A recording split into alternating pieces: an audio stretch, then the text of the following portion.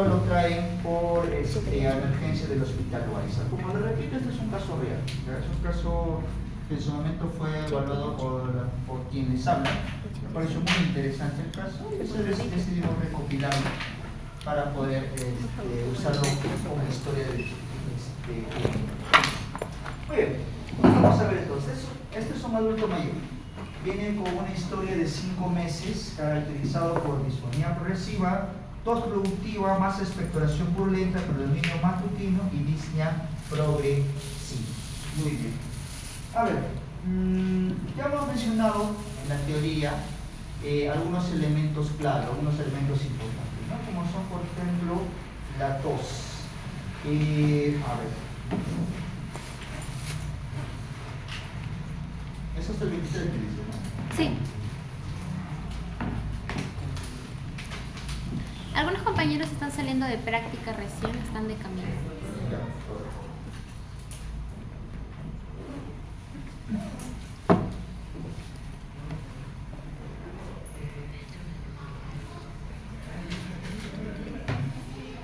¿Chinchaya Arias?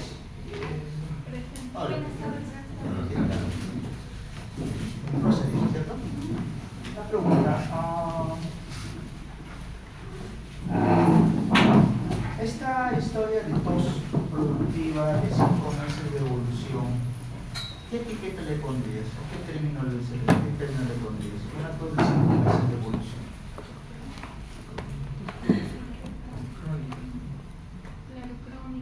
Ok, una tos crónica, ¿no? Por definición, ¿cuánto tiempo debe durar la tos para que sea considerada crónica? Mayor a 8 semanas. Mayor a 8 semanas. Muy bien. ¿Y recuerdas causas de tos crónica? ¿Puedes mencionar una causa de tos crónica que dijimos en la teoría? ¿Ah? Correcto, muy bien. Neumonía.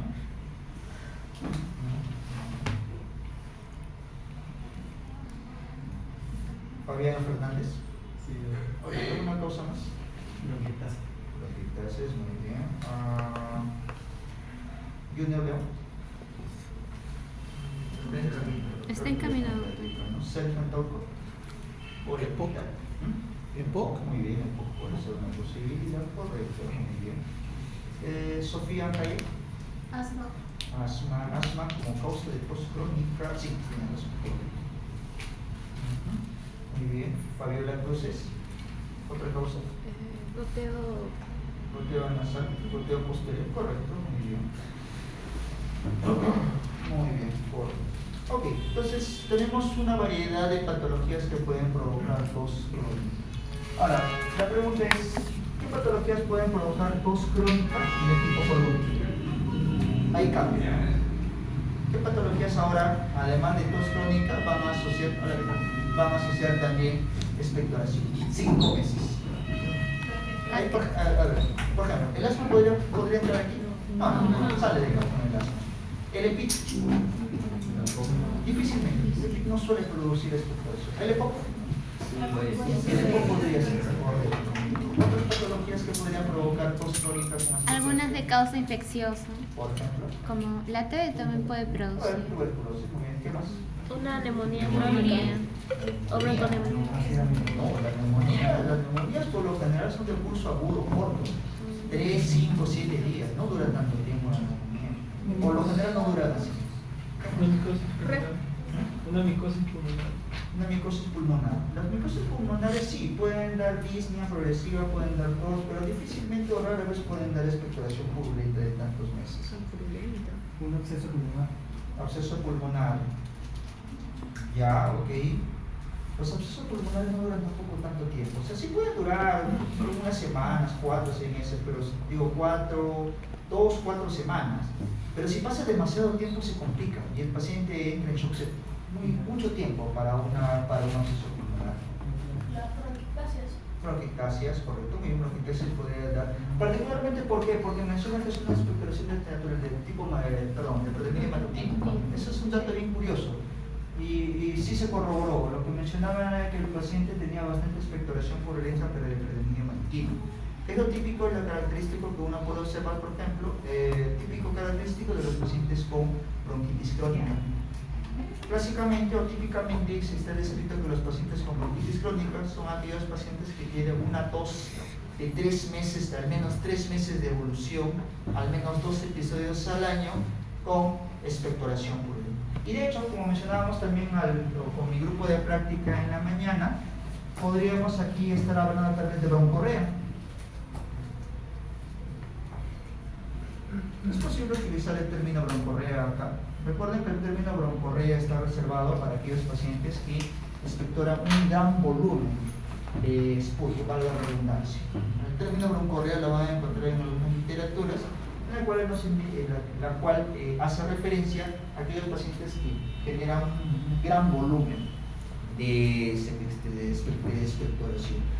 Típico característico de los pacientes con bronquitis crónica y también se puede verse en los pacientes con bronquiectasis. Ok, entonces tenemos un paciente con tos productiva de larga data, son 5 meses de evolución, pero también asociado con una expectoración de naturaleza purulenta. Ya hemos mencionado en la teoría que la expectoración purulenta nos orienta rápidamente a procesos infecciosos, particularmente bacterianos. Ahora, un proceso infeccioso bacteriano de 5 meses es posible tener un proceso infeccioso a largo tiempo. ¿Qué pasa, por ejemplo, en las bronquiectasias o en la bronquitis crónica? Primero, en el árbol bronquial existen patógenos, existen elementos bacterianos. Correcto, bien, estamos de acuerdo en eso. ¿Y por qué entonces si tenemos gérmenes o elementos bacterianos en el árbol bronquial, por qué no nos infectamos y por qué no nos infectamos? Porque tenemos un sistema inmunológico y aparte reflejos como la tos para eliminar a ellos normalmente. ¿Qué más? La mucosidad. Claro.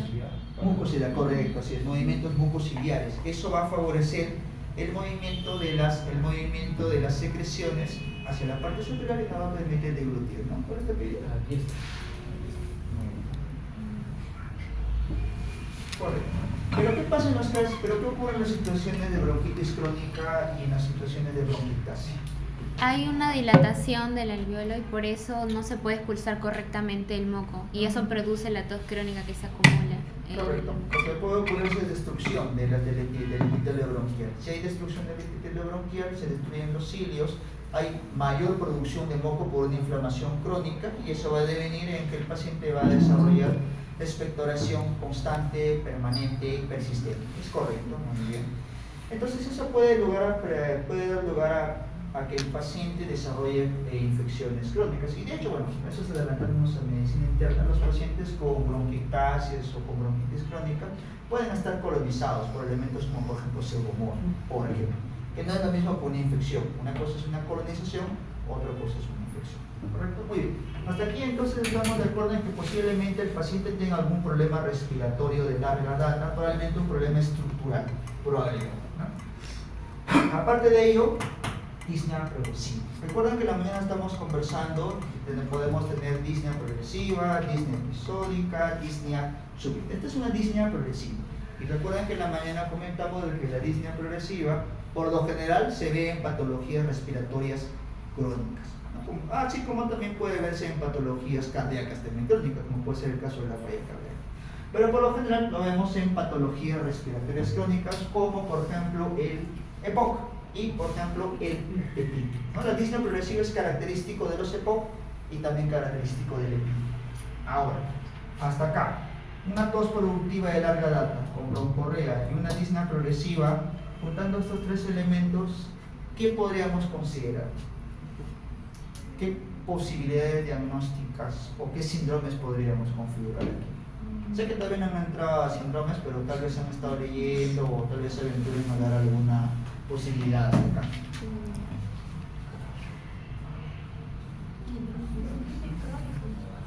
Ya, ¿qué más? Bronquitis crónica. Síndrome obstructivo bronquial. Ya, ok, que puede ser o el asma o puede ser el EPOC. Esto no es característico del asma. Síndrome de consolidación Pulmonar. Síndrome de consolidación pulmonar tiene principalmente la neumonía bacteriana, pero es un periodo muy largo.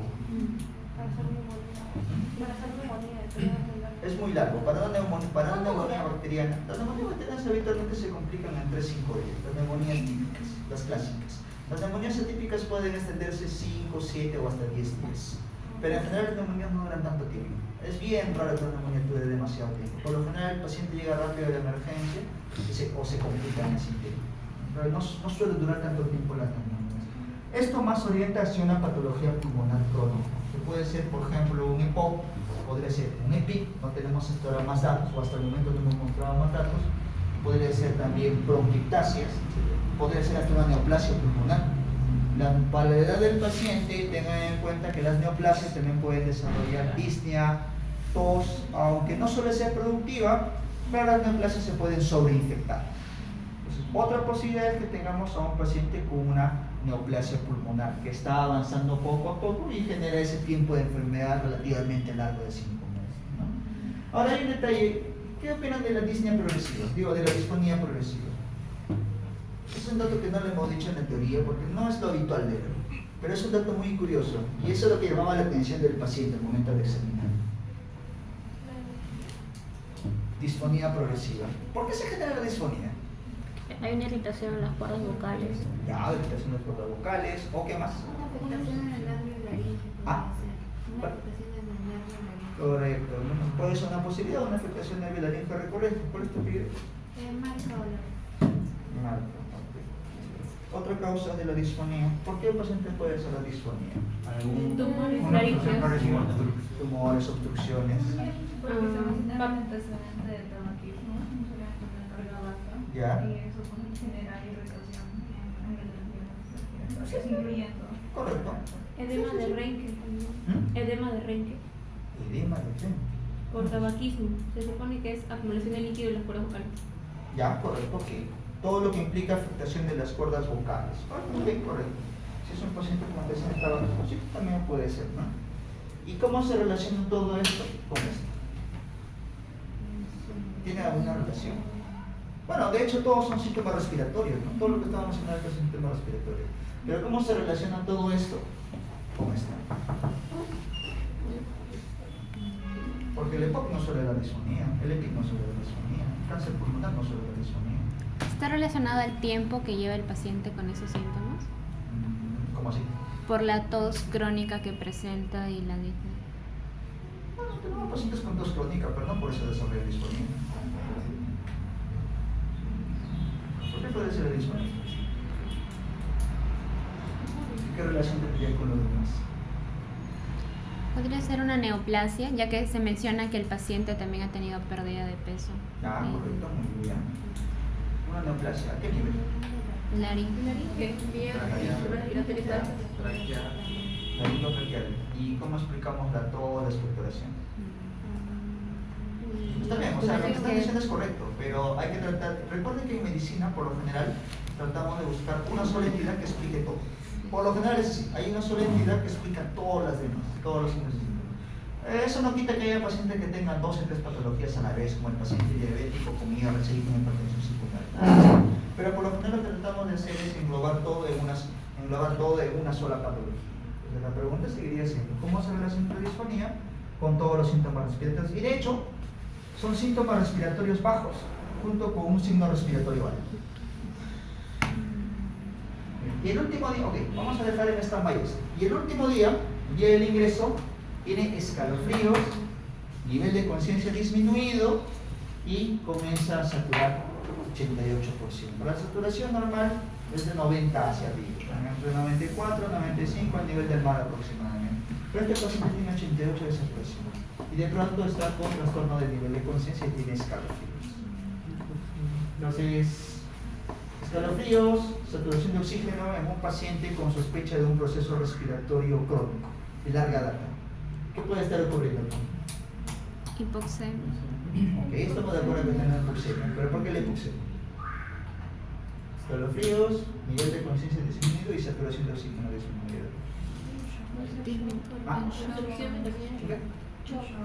shock? Shock, como dice el doctor.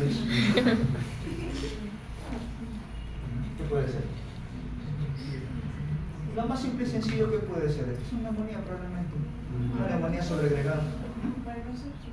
Posiblemente. Lo que pasa es que el paciente, posiblemente, si tiene un problema estructural en el pulmón, si es que tuviera, lo predispone también a infecciones.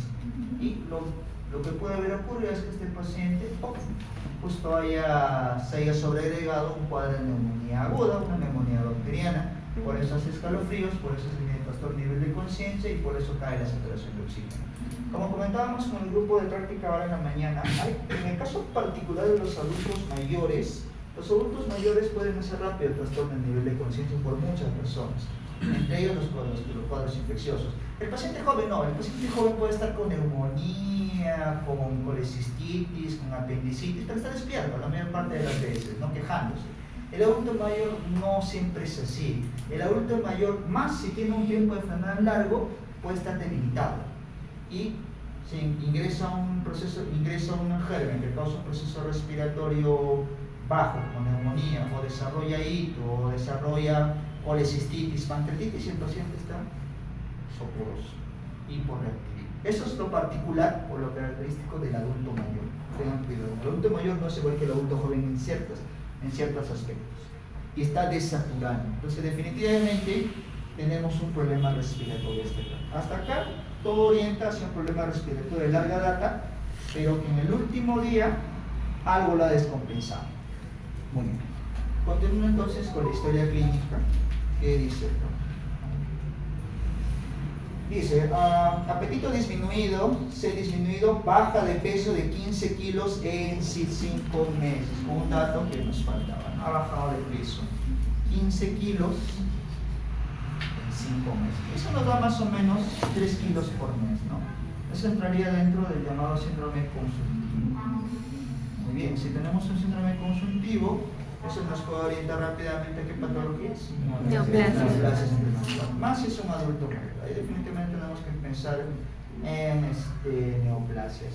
Pero no es lo único que puede provocar baja de peso, procesos respiratorios crónicos. ¿Quién más puede provocar baja de peso? Tuberculosis. ¿Quién más puede provocar? Las EPID también lo pueden provocar. Las EPID avanzadas, hemos visto pacientes con EPID avanzadas bien adelgazados por el proceso de hipoxemia crónica. Y los pacientes con EPOC también avanzado pueden hacer también emaciación o pérdida de peso, tranquilamente. Muy bien. ¿Qué más tenemos? Antecedente, tuberculosis hace 30 años, antecedente muy importante. Como mencionábamos en la teoría de la mañana, no hay pierde en preguntar al paciente si ha tenido antecedente de tuberculosis. Si algo no recuerdan del sistema respiratorio, no hay pierde en preguntarle si ha tenido TB. Y dice TBC hace 30 años. Mira, ese es un antecedente muy importante, ¿no? Muy importante. ¿Bien? Dice consumo de alcohol desde la adolescencia hasta los 17 años. Este es un paciente de 77. Quiere decir que tomó hasta los 60 años y después se retiró. Volvió a sus cuarteles de invierno, quiere decir que más o menos 40 años de consumo de alcohol.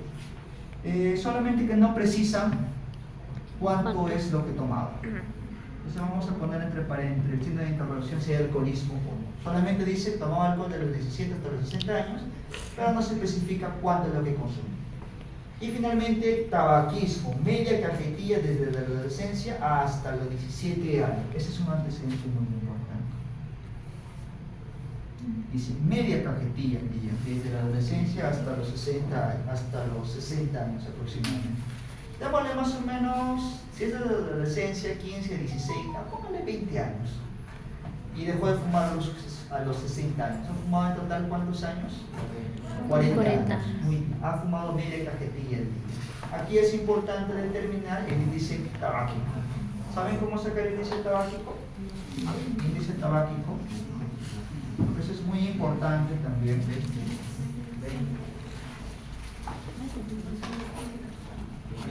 Número de cajetillas día. Pero número de cigarros. Primero son los cigarros. Número de cigarros día. Por años. Todo esto sobre. Muy bien, el paciente consume 10 cigarros al día, dice, ¿no? Es media cajetillas aproximadamente.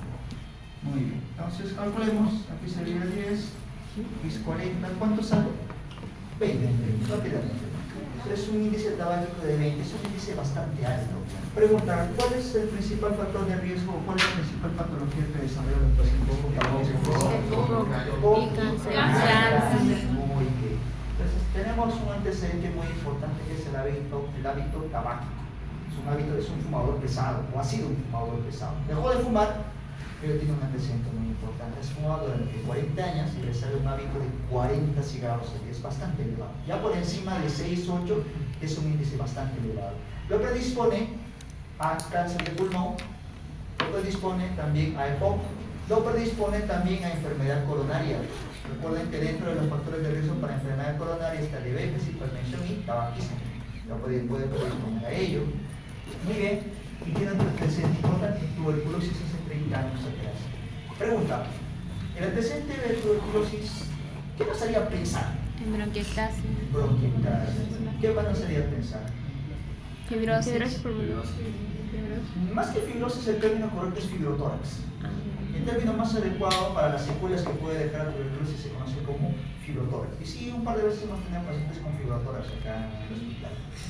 Podría predisponerlo entonces a bronquiectasias seculares, podría predisponerlo también a la aparición de fibrotórax, pero también lo podría predisponer a la reactivación de la tuberculosis.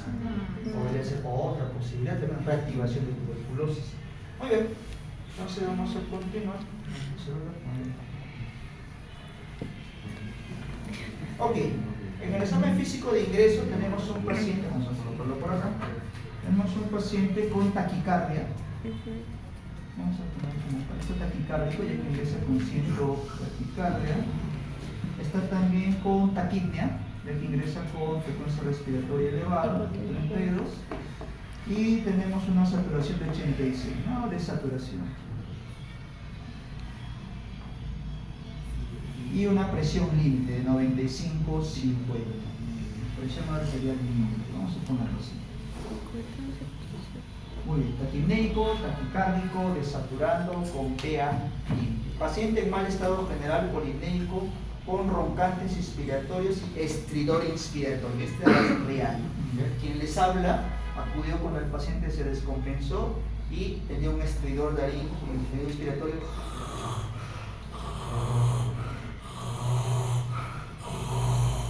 Esto es lo que hacía el paciente, ¿correcto? Muy bien. En el examen físico celular subcutáneo muy disminuido, paciente que ha bajado de peso, es esperable que tenga celular subcutáneo disminuido, sin edemas, ojo. Tórax simétrico, alargado, no deformidades, con roncantes inspiratorios en ambos hemitórax y con estridor laríngeo. Entonces, datos importantes, hay estridor inspiratorio, sin necesidad de auscultarlo. Se escuchaba el estridor. Al mismo tiempo también había rontus, roncantes, y también estridor laríngeo. Los chicos que han estado conmigo en la mañana han escuchado el sonido traqueal normal. Pero todos, si tienen oportunidad, ausculten también la tráquea del paciente, porque ahí van a escuchar fácilmente el sonido traqueal y diferenciarlo del murmullo vesicular. Muy bien, este paciente entonces tenía estridor laríngeo a la auscultación. Me parece que ustedes ya van a tener su curso de simulación, ¿no? ¿Ya ha iniciado todo el día? Sí. Ya, ahí tengo entendido que en esos maniquíes también hay para programar el estridor laríngeo y el resto de los sonidos. Si es que por ahora no pueden encontrar algún sonido durante la rotación.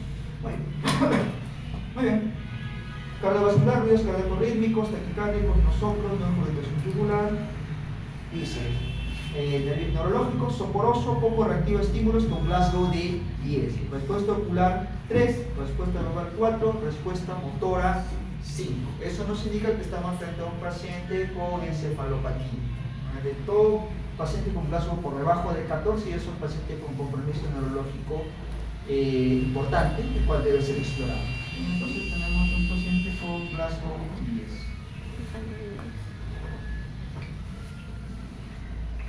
Pregunta, ¿por qué la taquicardia? ¿Por qué tiene taquicardia el paciente? Porque es una respuesta compensatoria. ¿Compensación de qué? De la hipoxemia. El paciente con hipoxemia aguda va a desarrollar taquicardia. Muy bien, correcto.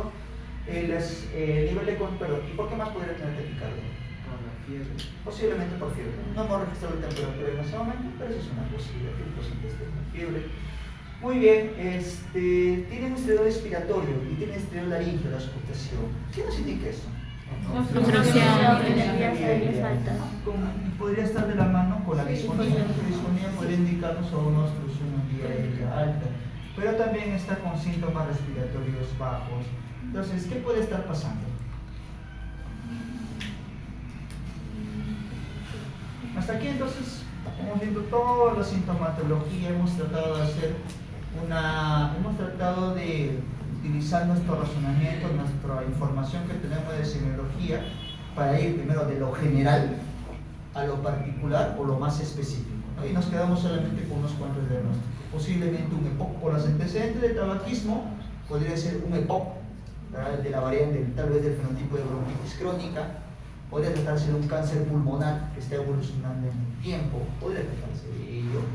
Podría ser la reactivación de una tuberculosis o la secuela de una tuberculosis que se está infectando en el tiempo. Podría ser bronquiectasis post-tuberculosis, podría ser un fibrotórax post-tuberculosis, podría ser también reactivación de tuberculosis. Por lo menos 5 o 6 posibilidades, al menos del total del abanico de posibilidades que teníamos de 20, 30 posibilidades, se reduce. ¿Cómo se reduce? Al unir todos los elementos. Un solo elemento por sí solo no es suficiente, salvo que sea un síntoma muy específico de alguna patología en particular, como por ejemplo un dolor torácico del tipo retroesternal o ese sí definitivamente de cajón, está bien. Pero si lo combinamos con el resto de los elementos, como esa expectoración y disnea progresiva, ya nos acorta o nos va descartando ciertas posibilidades. Definitivamente tenemos un cuadro agudo, no dura tanto tiempo un cuadro agudo, difícilmente la neumonía bacteriana. Acá se puede ver una neumonía bacteriana al final, el último día, pero acá no, acá difícilmente. ¿Podría ser un tromboembolismo pulmonar? Difícilmente, no dura tanto tiempo. No, difícilmente. ¿Podría ser un derrame pleural? ¿Qué opinan? ¿Podría ser un derrame pleural progresivo? El derrame pleural en general no te da tos, o bueno, te da tos, pero tos seca. No debería tener tos productiva, en general no debería ser eso. Muy bien, o sea, hay varias posibilidades que se van descartando poco a poco. Asma. Difícil, seca, ¿no? Es muy difícil, muy complicado que esto sea un asma. Más tira para, o más se orienta hacia un proceso respiratorio crónico, probablemente un problema estructural. Y decimos eso ¿por qué? Porque tiene un elemento que nos descuadra, ¿no? Que es la disfonía y el hecho de que tenga un estridor. Y recuerden ustedes, como mencionamos anteriormente, el estridor laríngeo o el estridor inspiratorio que ustedes pueden escuchar al paciente sin necesidad de poner un otoscopio, siempre se va a indicar obstrucción de vía aérea alta. Hay algo que está obstruyendo la